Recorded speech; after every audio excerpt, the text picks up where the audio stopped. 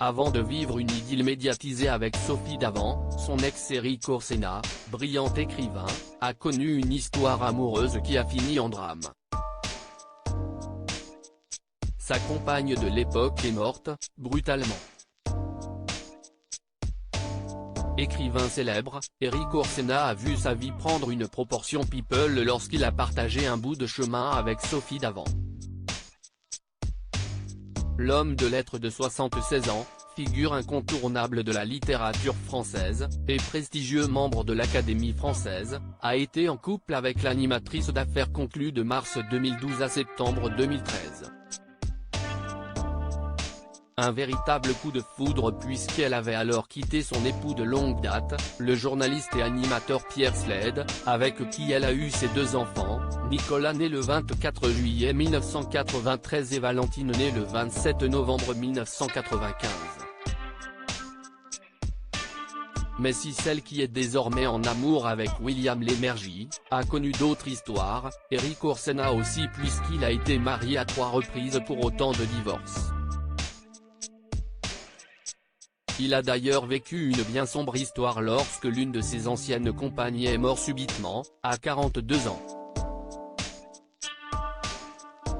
J'ai vécu l'horreur, admet l'écrivain dans l'ouvrage À la vie, à la mort, édition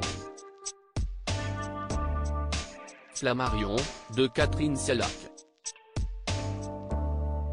En 2018, Éric Orsena écrivait « Il y a eu ce grand coup dur dans ma vie, il y a 14 ans. J'ai perdu ma compagne, morte en 10 mois, à 42 ans, d'un cancer de la langue. » Il décrit alors l'horreur. Je l'ai vue se décomposer, au téléphone, quand elle a appris qu'elle avait une tumeur et pas une grosse angine. Nous étions à Brive, si est moi qui ai dû prendre l'appareil, elle était sous le choc. Puis, les terribles épreuves se succèdent alors pour la compagne de l'époque de l'homme de lettres. On lui a découpé le menton pour pratiquer l'exérèse, rapporte-t-il. Le cauchemar absolu. Après l'opération, elle pouvait encore parler, mais son visage était dissymétrique. Sa compagne lui livre alors qu'elle voit bien qu'il ne la regarde plus. Éric Orsena confie avec honnêteté et tragique, « Quand j'essayais, je me retenais pour ne pas éclater en sanglots. Le pire, si est qu'elle n'a jamais pensé qu'elle allait mourir, même à l'extrême fin.